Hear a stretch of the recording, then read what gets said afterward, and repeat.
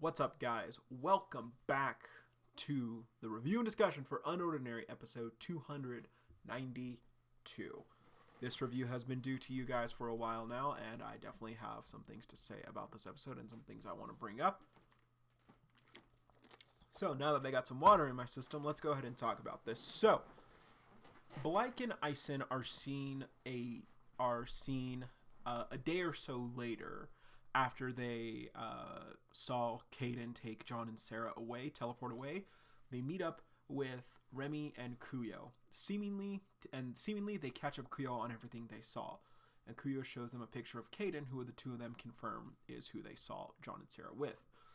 The group then discusses Spectre, and Blake even mentioned that they were told to be wary of Spectre, to keep an eye out and be careful and be cautious and everything, that they are targets of Spectre. But is confused that John and Sarah were seemingly being friendly with Caden. Kuyo then pieced together that Spectre could be having a clash in leadership, mentioning he's seen it in the streets, most likely referring to his vigilante work. So yeah, he knows that, and he does say, Caden is a good guy. I'll talk to him and see what information I can get out of him. But yeah, Kuyo is able to put together that, hey, maybe there's something going on here. So, there's that. After this, Kuyo gives Remy Ray's copy of UnOrdinary. He basically tells her, hey, this was your brother's. I think you should have it. So yeah, Ison then immediately protests to her getting it because he doesn't support vigilantism. He's just like, absolutely not. This book brainwashes people and you've already done enough shit. Hell no, you are not reading this. What is... Absolutely not. He looks to Kuyo and is like, go fuck yourself. But Remy ultimately decides to take it because it is her brother's and it did belong to him. So, that's cool. She does promise Ison that she'll hold on to it, but she won't read it since he's so against it. Remy is intrigued by the book, and that night she begins reading it, actually.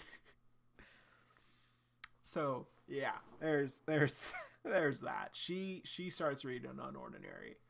The next day at the safe house, Evie and Roland then are concerned about John and Serafina and go up to Blake to ask them about it. And Roland even mentions that the combat lessons are supposed to start this week. Now, real quick, just because of some other updates that happen, I have a feeling that combat lessons might be postponed. Just probably going to be postponed about it. Yeah. So,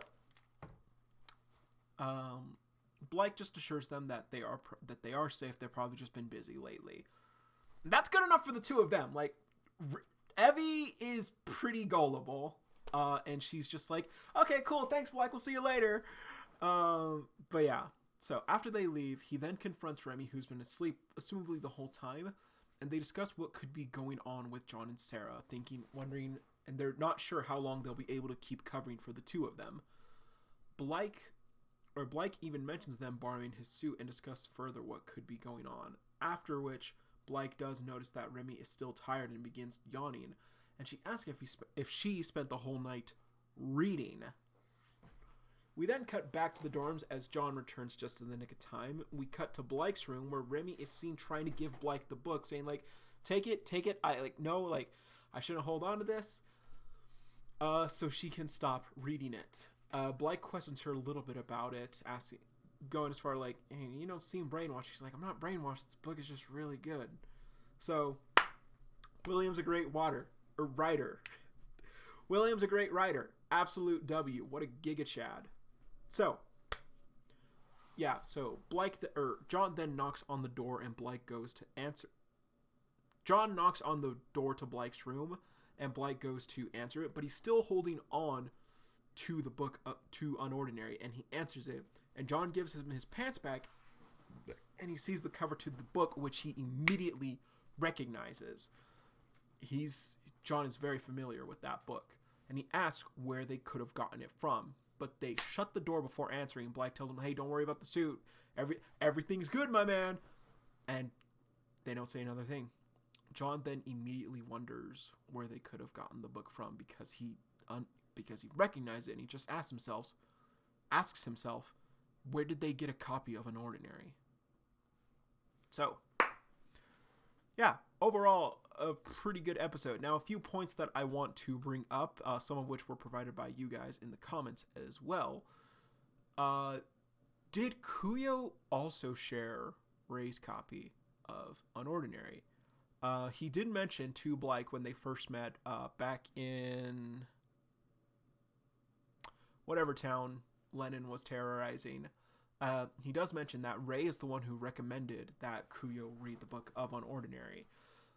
And so I do wonder if Kuyo also had Ray's book, and so it was kind of a thing of like, if this is kind of a thing of like, hey, your brother gave me this book, I think you should have this book.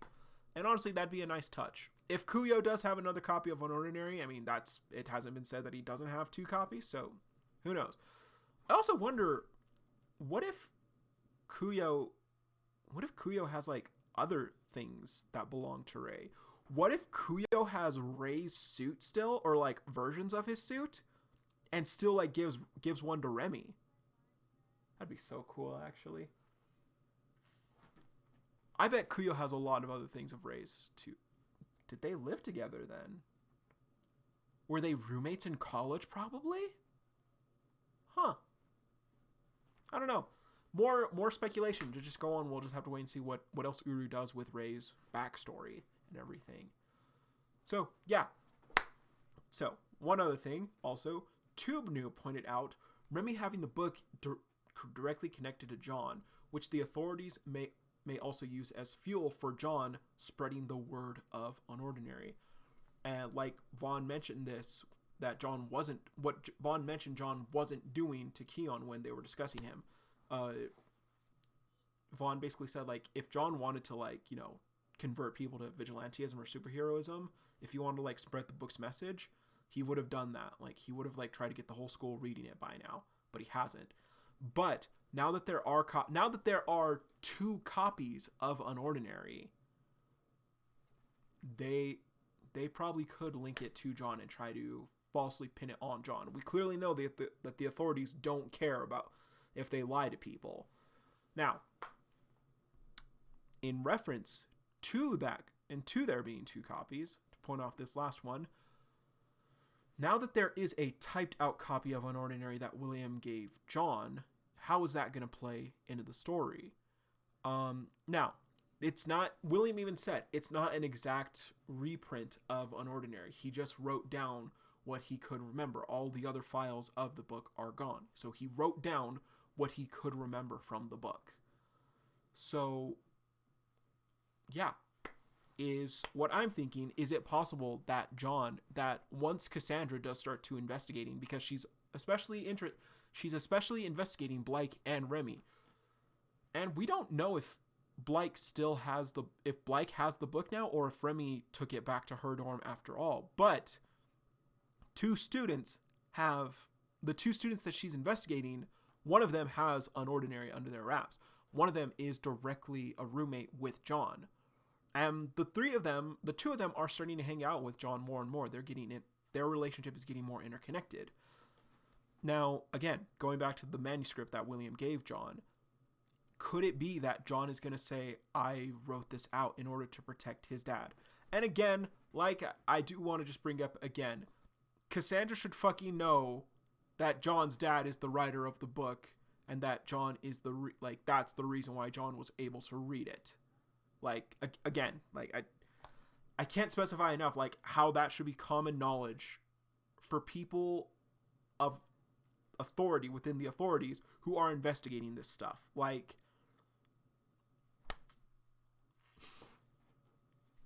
please write Cassandra better. She's probably going to get mad at me for saying that again. My point is, like, I don't know. We know that William already has a target on his back because he's been hiring. We don't know for certain that William is a target right now for the authorities. We know he probably doesn't have good standing with the authorities because of UnOrdinary. But were they able to find out that Simon was hired by William? Are they going to be able to pin this on William? Or is John going to be like, no, my dad had nothing to do with this. I wrote down what I remembered from the book. That's it. we're probably now with this information, one of two things may happen in the series, and that is going back to the readjustment facility, probably breaking out of it. That'd actually kind of be a cool storyline, actually. It would have to be the 5 of them. John, Sarah, Remy, Blake, and Ison in the readjustment facility, and them all breaking out together. That'd be such an amazing storyline. Oh my god, Uru. If you use that, send me my check. Or before they can be sent to the readjustment facility, they're just like, fuck it, we're out. Peace, homie. And they go on the run. That would... Depending on how Cameron plays into the story and Claire's vision of the future, still going to have to wait and see what plays out next. But yeah. Overall, I would give this episode... That's a pretty good episode, all things considered, and I do like the reveals and the things that happen in it. So, yeah. Overall, I'd give this episode an 8, level 8. It's a pretty good episode. It's definitely talking, and it's probably good. It's next episode is more talking, and it's probably going to be talking for a good bit. But overall, I would still say that the episodes are pretty good and pretty solid so far. So yeah, level 8 episode overall. And that's going to be it for today, guys. Thank you all so much for watching, and as always, see you, Space Cowboy.